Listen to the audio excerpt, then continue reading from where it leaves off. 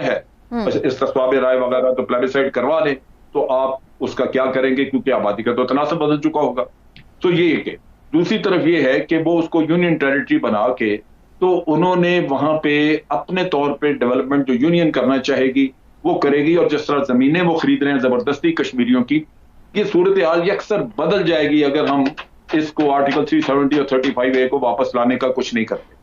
تو میرا خیال ہے کہ یہ شرط رکھنا کم از کم آپ کی فیس سیونگ ہے کہ چونکہ انہوں نے اپنی وہ کنڈیشن یہ صورتحال وہ واپس نہیں کی, لہٰذا ہم اس سے بات چیت نہیں کر رہے. ٹھیک, جل صاحب ساتھ رہے گا. ہلالی صاحب, آپ کو کیا نظر آ رہا ہے سر؟ بعض لوگوں کا پوائنٹ آف ویو یہ بھی ہے کہ جب ٹیبل پہ بیٹھیں گے ہی نہیں تو پھر انہیں کنونس بھی کیسے کریں گے کہ بھائی آپ یہ واپس لیں. یہ تو بات چیت سے ہی نہ صرف یہ کہ یہ واپس لینے کے اقدامات ہو سکتے ہیں بلکہ آگے بھی فردر کشمیر پر بات چیت کے لیے بھی ضروری ہے کہ ٹیبل پہ بیٹھیں. ڈو یو تھنک سو کہ پاکستان نے یہ شرط ٹھیک رکھی ہے؟ ٹیبل پہ تو بیٹھے ہوئے ہیں نا, یہ انٹیلیجنس ٹاکس اور کانٹیکٹس تو ہو رہے ہیں, خود مانا ہے انہوں نے کہ یہ ہو رہے ہیں.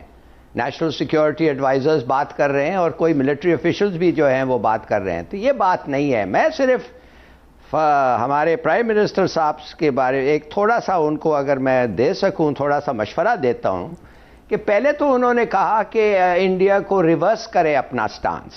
اس وقت وہ کہہ رہے ہیں آپ ہمیں ایک روڈ میپ دیں کہ یہ کیسے آپ کریں گے. اس کے مطلب ہے کچھ ایسی چیز دیں جس میں ریورس تو نہیں ہوگا فوراً, مگر وہ امید ہوگی ریورسل کی, جس پہ بات شروع ہوگی. بھائی یہ کیا ضرورت ہے آپ کو اس قسم کے کنسیشنز دینے کے لیے؟ کیا آپ دیکھ رہے ہیں ادھر کچھ لچک ہے, کوئی ضروری ہے ایسے کنسیشنز؟ بالکل ضروری نہیں ہے. بلکہ میں تو سمجھتا ہوں پرائم منسٹر صاحب کو 2-3 اور شرطیں لگانا چاہیے. پہلے تو وہ یہ لگانا چاہیے کہ پولیٹیکل پرزنرز کو آپ چھوڑو, ہم تو بات ہی نہیں کر سکتے ہیں آپ کے ساتھ جب تک آپ ایسے لوگوں کو قید رکھتے ہیں جو بے گناہ ہے بالکل. اور دوسری بات یہ ہے آپ کے جو ریپریسو لاز ہیں جو لوگوں کو مہینوں 6 مہینے تک نہ انٹرنیٹ نہ کچھ یہ ہو رہا ہے وہ ریسٹور کرے. اور تیسری بات امریکہ جو ان کا وہ ہندوستان کا اتنا یار ہے ان کو کہیں کہ بچوں تم بھی تو آؤ بیچ میں, تم بھی تو ان پہ کچھ پریشر ڈالو. یہ پیس کہنا کافی نہیں ہے اگر you don't want to play a role. تو یہ چیزیں ہیں جو میرے خیال میں پرائم منسٹر صاحب کو کرنا چاہیے, اور ان کو ہر صورت میں کسی طریقے سے کوئی لچک اس پوزیشن میں نہیں دکھانا چاہیے. اس لیے اس پوزیشن میں کوئی لچک ہے ہی نہیں. ٹھیک, عمران صاحب آپ کا کیا پوائنٹ آف ویو ہے؟ اور پھر دوسرا ہم یہ بھی تو دیکھتے ہیں نا عمران صاحب کہ ایک دونوں طرف سے ٹرسٹ ڈیفیسٹ بھی بہت ہے. ظاہر ہے ہم تو انہیں بالکل ٹرسٹ نہیں کرتے کیونکہ بار بار وہ مذاکرات کی میز سے بھی بھاگ جاتے ہیں اور وائلیشن بھی کرتے ہیں اپنی ہی کی ہوئی چیزوں کی, ایگریمنٹس کی.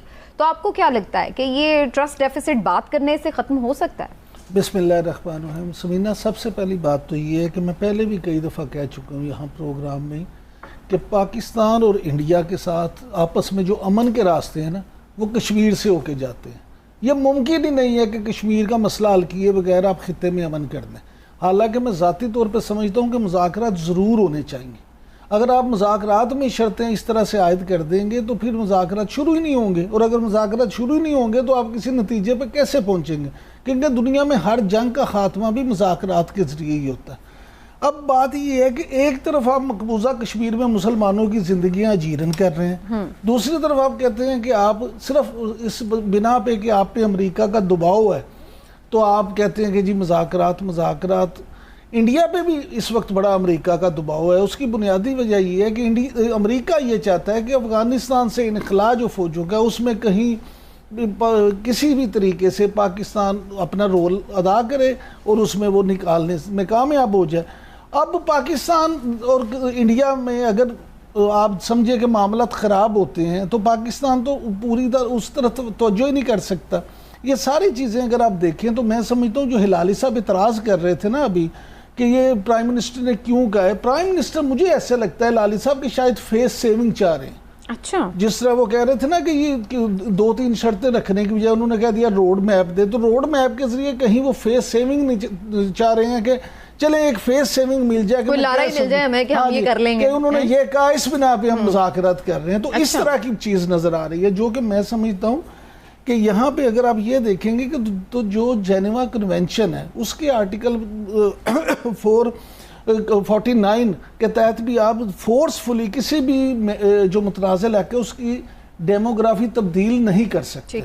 یعنی انڈیا اس طرح کا بدماش بنا ہوا ہے، علاقے کا اس طرح سے وہ جگہ بنا ہوا ہے کہ وہ صرف کسی قانون کو مانتے ہی کہاں ہے وہ.